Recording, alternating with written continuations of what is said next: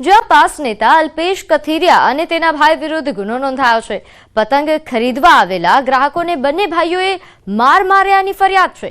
સરથાણા કિરણ ચોક પાસે પાટીદાર પાઘડીવાળા પતંગ સ્ટોર્સમાં ઝઘડો થયો હતો। દુકાન ચલાવતા અલ્પેશ કથિરિયાના ભાઈ સાથે ભાવને લઈને માથાકૂટ થઈ હતી। ભાઈનું ઉપરાણું લઈને અલ્પેશ અને તેના ભાઈ સહિત કુલ 3 શખ્સોએ ઝઘડો કરી માર માર્યો હતો। ફરિયાદી ચંદ્રેશભાઈનું કહેવું છે કે હું પતંગ ખરીદવા ગયો જ્યાં માઇકમાં ગાળો બોલવામાં આવતી હતી। બજરંગ દળ અને આરએસએસનો કાર્યકર હોવાથી મેં ગાળો બોલવાની ના પાડી તો અલ્પેશ અને તેનો ભાઈ દાદાગીરી કરવા લાગ્યા। ચંદ્રેશભાઈનો આક્ષેપ છે કે પોલીસ બોલાવી હતી તેમ છતાં પોલીસની હાજરીમાં માર મારવામાં આવ્યો અને પોલીસ મુખ પ્રેક્ષક બનીને જોતી રહી। હાલ આ મામલે અલ્પેશ કથિરિયા સહિત 3 વ્યક્તિઓ સામે વિવિધ કલમો હેઠળ ગુનો દાખલ થયો છે। પોલીસ આ સમગ્ર મામલાની વધુ તપાસ કરી રહી છે અને સીસીટીવી ફૂટેજ પણ ચકાસી રહી છે।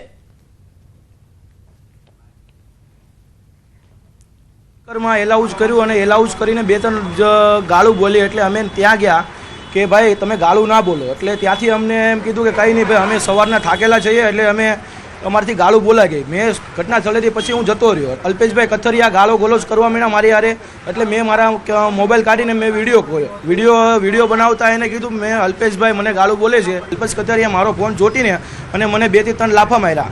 પછી એનો ભાઈ પાછળથી આવીને મારા વાળ ખેંચ્યા અને મારો મોબાઈલ પાડી દીધો। મારો 4 થી 5 पीसीआर હતી તોય મને કોઈ મારો બચાવ કરવા કોઈ નથી આવ્યો। पतंग के स्टॉल में मारामारी का घटना सामने आया है। उसमें जो फरियादी है उनका नाम चंद्रेश भाई भालिया है जो कि एलएच रोड वराछा के रहने वाले हैं और समा वाला जो है वो अल्पेश कथिरिया है और उनके एक भाई है और एक अन्य व्यक्ति है। इसमें हमने बीएनएस की धारा 352, 115 बे और 54 के तहत फरियाद दाखिल की है, एनसी फरियाद।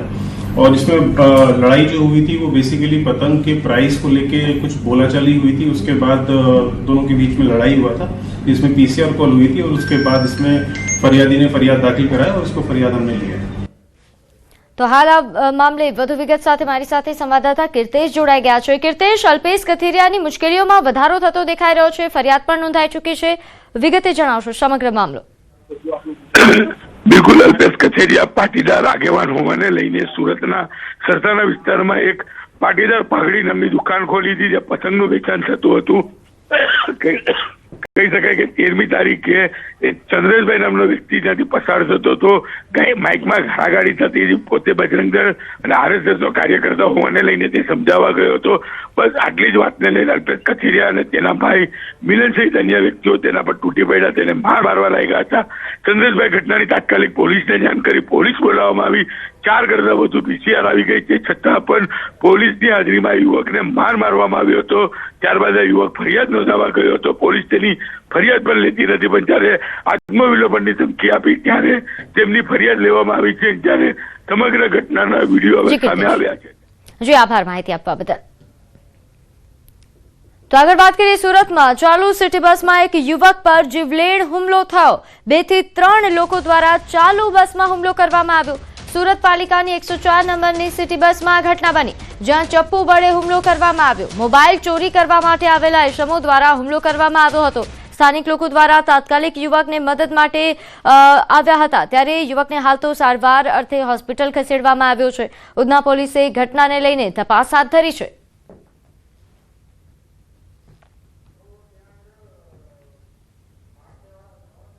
તો સુરતમાં માનવતાને કંપાવી દે તેવી ઘટના સામે આવી। પતિ સાથે ઝઘડો થયા બાદ પરિણીતાએ ડીઝલ નાખી જાતે જ સળગી ગઈ। સળગતી પત્નીને બચાવવાને બદલે પતિએ વીડિયો ઉતાર્યો। ઈચ્છાપોર વિસ્તારમાં પતિએ મારઝૂડ કરતા પત્નીએ મરી જવાની ધમકી આપી હતી। ઘરમાં તેલ પડ્યું છે, મરી જા કહેતા પત્નીએ અગ્નિ સ્નાન કર્યું। પતિ ગેરેજ કામ કરતો હોવાથી ઘરમાં ડીઝલ હતું અને પોલીસે પતિ વિરુદ્ધ હાલ આપઘાત દુષ્પ્રેરણાનો ગુનો દાખલ કરી ધરપકડ કરી છે। નોંધનીય છે કે આત્મહત્યાને અકસ્માતમાં ખપાવવાનો પતિનો પ્રયાસ પણ હોય તેવા પ્રકારનું લાગી રહ્યું છે। ત્યારે મૃતક પત્નીના પરિવારજનોનું પણ દાજી ગયા હોવાનું રટણ છે। સમગ્ર બનાવ 4 જાન્યુઆરીએ બન્યો હતો। મહિલાએ અંતમાં પોતાના ભાઈને કોલ કરીને જાતે સળગી હોવાની હકીકત પણ જણાવી હતી।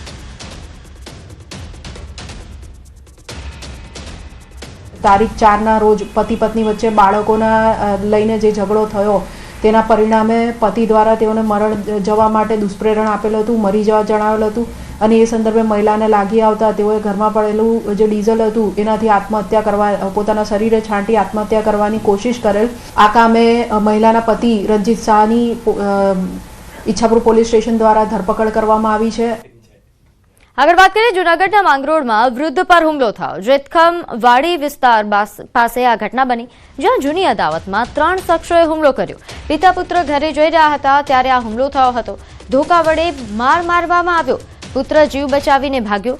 જોકે ઇજાગ્રસ્તને હાલ જૂનાગઢ ખસેડવામાં આવ્યા છે. ઘટનાનો વિડીયો સામે આવ્યો છે. 3 શખ્સો સામે હાલ પોલીસ ફરિયાદ નોંધાઈ છે.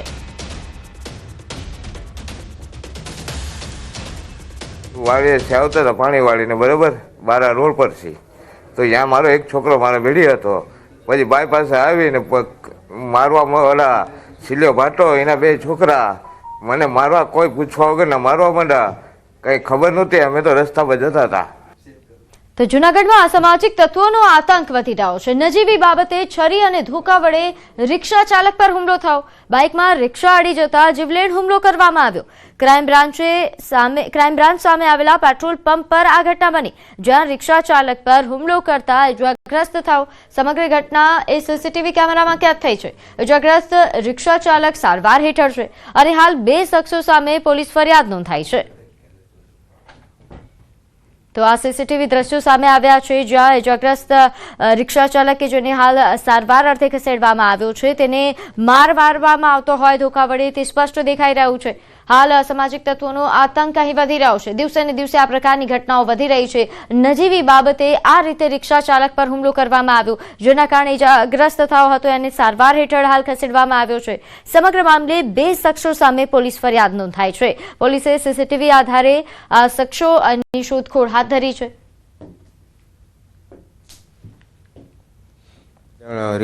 રિવેશ લેતો હતો ગાડી, એમાં 2 જણા આવ્યા પાછળથી મારા ને મને કે દેખાતું નથી અમને તેમને, જેમાં આમ ગાળું બોલવા માંડ્યા. તો હું નીચે ઉતર્યો તો મને પાઇપ વડે મારવા માંડ્યા એ લોકો. તો મેં પાઇપ પકડી લીધો ને તો પછી એ લોકો પાઇપ મૂકીને ભાગી ગયા. પછી છરી કાઢી ગાડીની ડેકીમાંથી એક્ટિવાની, મને સાથાના ભાગમાં પહેલાં મારી, પછી માથામાં મારી છરી. પછી એ લોકો વયા ગયા હતા. તો ભાવનગર શહેરમાં વધુ એક હત્યાનો બનાવ સામે આવતા ચકચાર મચી છે. શહેરમાં 14 દિવસમાં 3 હત્યાના બનાવ બની ચૂક્યા છે. ગત મોડી રાત્રે શહેરમાં કુંભારવાડા હાઉસિંગ બોર્ડ નજીક હત્યાનો બનાવ બન્યો, જ્યાં 5 શખ્સોએ સાહિલ સૈયદ નામના યુવકની હત્યા કરી. એક્ટિવા ન આપવા જેવી સામાન્ય બાબતે બોલાચાલી થઈ અને એ ઉગ્ર બનતા 5 શખ્સોએ યુવાન પર છરી અને ધારિયા વડે હુમલો કરી દેતા તે મોતને ઘાટ ઉતર્યો. યુવકની છાતી અને પડખામાં છરી તેમજ માથામાં ધારિયાનો ઘા મારતા તે ઢળી પડ્યો હતો. બાદમાં આરોપીઓ ધોકા લઈને તૂટી પડ્યા હતા. ગંભીર હાલતમાં તેને સારવાર અર્થે ખસેડવામાં આવ્યો, જ્યાં યુવકે દમ તોડી દીધો. આ મામલે બોરતળાવ પોલીસે 5 આરોપીઓ વિરુદ્ધ ગુનો નોંધી શોધખોળ હાથ ધરી છે. ઉલ્લેખનીય છે કે 14 દિવસમાં ભાવનગરમાં હત્યાની આ 3જી ઘટના છે. શહેરમાં અસામાજિક તત્વોને પોલીસનો ડર ન હોવાનું સ્પષ્ટ દેખાય છે. ચાવી માંગી, એ ચાવી ના દેતા એ લોકો ઉશ્કારા 5 જણા આયા અત્યારે કરે. એક આયા છાતીમાં માર્યો, એક સાઈડમાં આયા માથા ઉપર માર્યો, એક પડખામાં માર્યો. એ 5 જણા હતા, એમાં 3 જણા એની માથે બેહીને ઘા કરી ગયા. નદીમ ને એ બધા મારવા આવ્યા હતા ને એના કાકા ને 2 એના ભાઈઓ ને એના હાદુભાઈનું તો નામ નથી આવડતું ભાઈ. ને અમારા ભાઈને જેમ ફાવે એમ ગાળું દીધી ને ગાડી બાબતથી થયું છે, ગાડી માંગીને એમાં હત્યાનો બનાવ બનેલ અને પોલીસ દ્વારા તેની જે મોહિનભાઈની ફરિયાદ લઈ અને ગુનો દાખલ કરેલો છે. પીઆઈસી ચૌહાણ દ્વારા આ તપાસ ચલાવી રહ્યા છે અને જે છે આ કામના જે 5 આરોપીઓને નાઇટમાં કોમ્બિંગ કરી અને પોલીસ દ્વારા હસ્તગત કરવામાં આવેલા છે. અમરેલી વિધાનસભાની વિદ્યાર્થીનીઓની કથિત છેડતીનો મામલો. વિધાનસભાના નિયામક ગિરીશ ભીમાણી વિરુદ્ધ વિદ્યાર્થી સંગઠનોમાં રોષ છે. અમરેલી બીસીએ કોલેજ કેમ્પસમાં એબીવીપી દ્વારા વિરોધ પ્રદર્શન કરવામાં આવ્યું. ગિરીશ ભીમાણી વિરુદ્ધ કડક કાર્યવાહીની ઉગ્ર માંગ છે. અહીં ભીમાણી વિરુદ્ધ સૂત્રોચ્ચાર કરી વિરોધ પ્રદર્શન કરવામાં આવ્યું હતું. તો અમરેલીમાં કે જ્યાં વિદ્યાર્થિનીની છેડતી અંગે હાલ આ રોષ જોવા મળી રહ્યો છે. ગિરીશ ભીમાણી વિરુદ્ધ વિદ્યાર્થી સંગઠનોમાં ભારે રોષ છે, જેના કારણે તેમના દ્વારા વિરોધ પ્રદર્શન કરવામાં આવ્યું. અહીં સૂત્રોચ્ચાર કરીને વિરોધ દર્શાવવામાં આવ્યો હતો. એબીવીપી દ્વારા વિરોધ પ્રદર્શન કરવામાં આવ્યું. વિદ્યાસભાની જે વિદ્યાર્થીની છે તેની સાથે છેડતીની ઘટના બની હતી, જે બાદ આ પ્રકારે વિરોધનો વંટોળ દેખાઈ રહ્યો છે. ગિરીશ ભીમાણી કે જેમના દ્વારા છેડતી કરાયા હોવાના આક્ષેપ સાથે કડક કાર્યવાહીની માંગ કરાઈ રહી છે.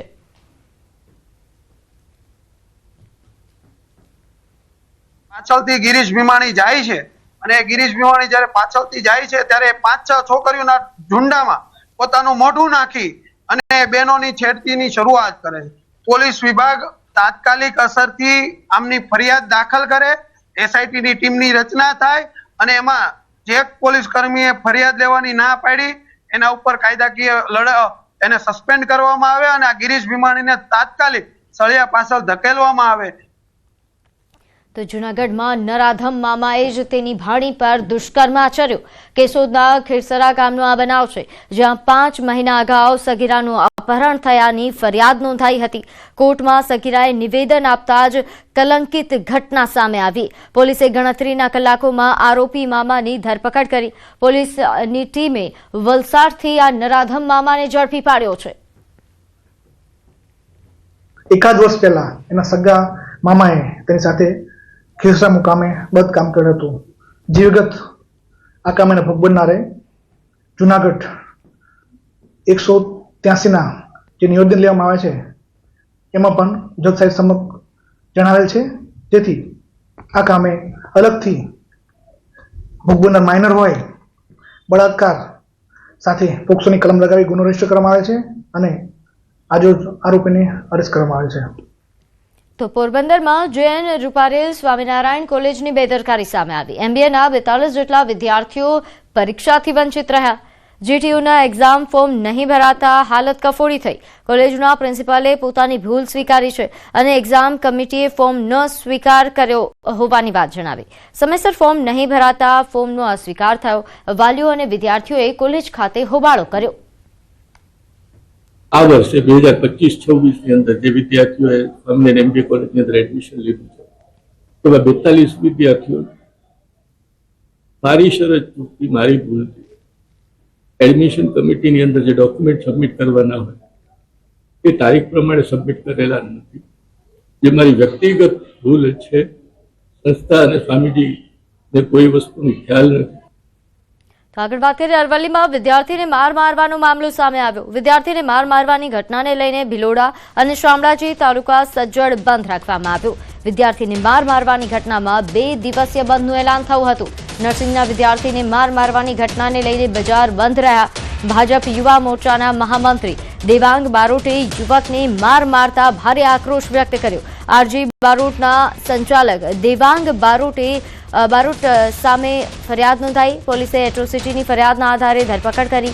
આદિવાસી સમાજના સંગઠન દ્વારા વિરોધ કરવામાં આવ્યો. બંને તાલુકામાં પોલીસનો કાફલો તૈનાત કરી દેવામાં આવ્યો છે. ભિલોડામાં જે પ્રકારે વિદ્યાર્થીને માર મારવાની ઘટનામાં જે પ્રત્યાઘાતો આવ્યા છે તેમાં શામળાજી તાલુકો અને ભિલોડા તાલુકામાં સજ્જડ બંધ પાડવામાં આવ્યો છે. તમે દ્રશ્યો બતાવી દઉં મારી પાછળ. તમે જોઈ શકો છો કે પોલીસ તો બંદોબસ્ત જોઈ શકાય છે. Modasa rural town police, Shamlaji પોલીસનો જે કાફલો છે તૈનાત કરી દેવામાં આવ્યો છે. ઘટના એ પ્રકારની છે કે ગત 10 તારીખે જે આરજી બારોટ સંસ્થાના જે સંચાલક છે દેવાંગ બારોટ કે જે ભારતીય જનતા પાર્ટીનો યુવા નેતા પણ છે, તેના દ્વારા એક યુવકને માર મારવામાં આવ્યો હતો જે નર્સિંગના બીજા વર્ષમાં અભ્યાસ કરે છે. એ યુવકને એ હદે મારવામાં આવ્યો કે તેને જે ગંભીર હાલતમાં દવાખાને ખસેડવામાં આવ્યો હતો. ત્યારબાદ આપ જોઈ શકો છો કે સામે જે સમાજ જોઈ શકે છે, આદિવાસી સમાજના આગેવાનો દ્વારા બંધનું એલાન આપવામાં આવ્યું છે. તેની સામે લડત શરૂ કરવામાં આવી છે. ત્યારે જે દેવાંગ બારોટ છે તેને પોલીસ દ્વારા કસ્ટડીમાં લઈ લેવામાં આવે છે, જેલ હવાલે કરવામાં આવે છે. ત્યારે એટ્રોસિટીની ફરિયાદ અન્વયે હાલ કાર્યવાહી કરવામાં આવી રહી છે. પરંતુ જે પ્રકારે આદિવાસી યુવકને માર મારવામાં આવ્યો છે, ઢોર માર માર્યો છે, તેના બાદ જે પ્રકારે આ પંથકમાં જે આક્રોશ જોવા મળી રહ્યો છે લોકોમાં, તેના કારણે જે તમામ વેપાર ધંધા બંધ રાખવામાં આવ્યા છે. વેપાર ધંધા બંધ રાખી અને આ વિરોધ વ્યક્ત કરવામાં આવી રહ્યો છે. હાર્દિક પટેલ, ન્યૂઝ 18 ગુજરાતી, અરવલ્લી. લાકડી તૂટે નહીં ત્યાં સુધી એને માર મારવામાં આવ્યો. માર મારીને એને આપણે એમના કંઈક પ્રિઝમાઇસીસના મકાનમાં જઈને પૂરી રાખ્યો. આ બધું એકદમ નિંદનીય છે. આ કાર્ય થવું નહીં જોઈએ. એના માટે ભિલોડા બંધનું એલાન 2 દિવસ માટે આપેલું છે.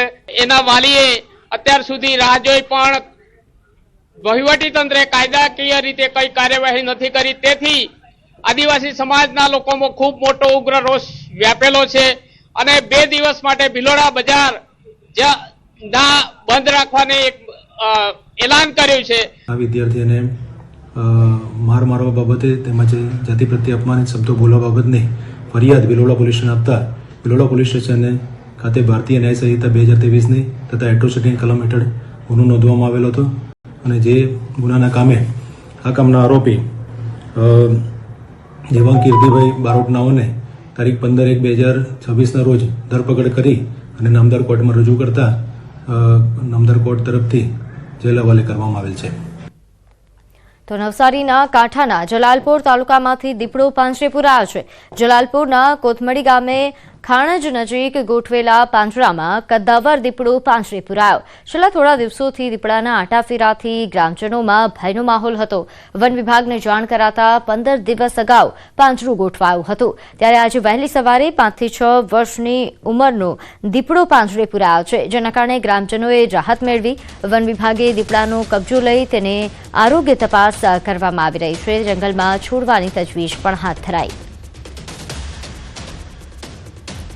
તો રાજસ્થાનના પિંડવાડામાં વહેલી સવારે રીંછ ઝાડ પર ચડી જતા ગ્રામજનોના જીવ અદ્ધર થયા. સ્થાનિકોએ સમગ્ર મામલે વન વિભાગને જાણ કરી અને વન વિભાગની ટીમે રીંછને ઝાડ પરથી નીચે ઉતારવા ઘણા પ્રયાસો કર્યા, પરંતુ રીંછ નીચે ઉતર્યો નહીં.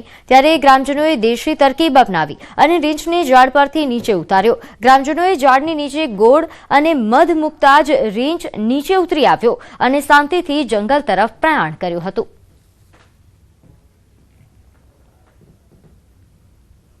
26 જાન્યુઆરીના પ્રજાસત્તાક પર્વની ઉજવણી માટે રાષ્ટ્રપતિ ભવનની વિશેષ આમંત્રણ પત્રિકા અમદાવાદની એનઆઈડી દ્વારા તૈયાર કરવામાં આવી છે. આ વર્ષની પત્રિકા નોર્થ ઇસ્ટની થીમ પર આધારિત છે, જેના માટે એનઆઈડીની ડિઝાઇન ટીમે પૂર્વોત્તરના 8 રાજ્યોની પ્રવાસ કરીને ત્યાંના સ્થાનિક કારીગરો સાથે મળી આ કામ કર્યું.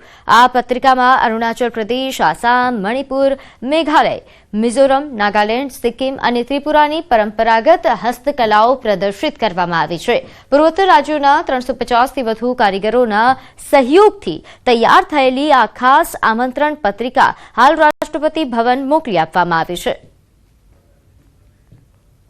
26 જાન્યુઆરી પ્રજાસત્તાક દિવસની જે ઉજવણી થવાની છે ને તેનું ઇન્વિટેશન જે છે તે એનઆઈડી અમદાવાદ દ્વારા તૈયાર કરવામાં આવ્યું છે. આ એ નિમંત્રણ પત્રિકા છે કે જે નોર્થ ઇસ્ટની થીમ ઉપર જે છે તે તૈયાર કરવામાં આવી છે. કેવી રીતે આખી આ નિમંત્રણ પત્રિકા જે છે તે તૈયાર કરવામાં આવી છે તે આપણે જાણીશું. આખી આમંત્રણ પત્રિકા જે હેન્ડમેડ છે ને નોર્થ ઇસ્ટના કારીગરો દ્વારા જે આખી આ આમંત્રણ પત્રિકા તૈયાર કરવામાં આવી છે. આપણી સાથે એનરિયા મેડમ છે, તેઓ પાસેથી જાણીશું. મેડમ, આ पत्रिका जे ये इनविटेशन जो तैयार किया गया है किस प्रकार से तैयार किया है, क्या है? ये जो आप आमंत्रण देख रहे हैं ये काफ़ी लोगों के साथ कोलैबोरेट करके बनी हुई है. तो एनआईडी की design team, faculty, students, alumni सब ने काम किया है और हमने काफ़ी क्लोजली राष्ट्रपति भवन की टीम के साथ भी काम किया है इसका कंसेप्शनली तैयार करने का. टोटली अबाउट 350 लोगों ने काम किया है इसके ऊपर. बिल्कुल. तो जे आ इन्विटेशन जे आमंत्रण पत्रिका जे तैयार કરવામાં આવી છે નોર્થ ઇસ્ટ ના થીમ ઉપર જે છે તે તૈયાર કરવામાં આવી છે ને 8 રાજ્યોના કારીગરો અને એક્સપર્ટ્સ દ્વારા જે છે આ તૈયાર કરી છે. રાષ્ટ્રપતિ ભવન ખાતે આ આમંત્રણ પત્રિકા મોકલી આપવામાં આવી છે અને જ્યારે 26 જાન્યુઆરીની જે ઉજવણી થશે ત્યારે જે મહેમાનો જે ઉપસ્થિત રહેવાના છે આ ઉજવણીમાં તેઓને આ આમંત્રણ પત્રિકા પહોંચાડવામાં આવશે. કેમેરામેન ખેંગા રાઠોડ સાથે સંજય ટાંક, ન્યૂઝ 18 ગુજરાતી, અમદાવાદ.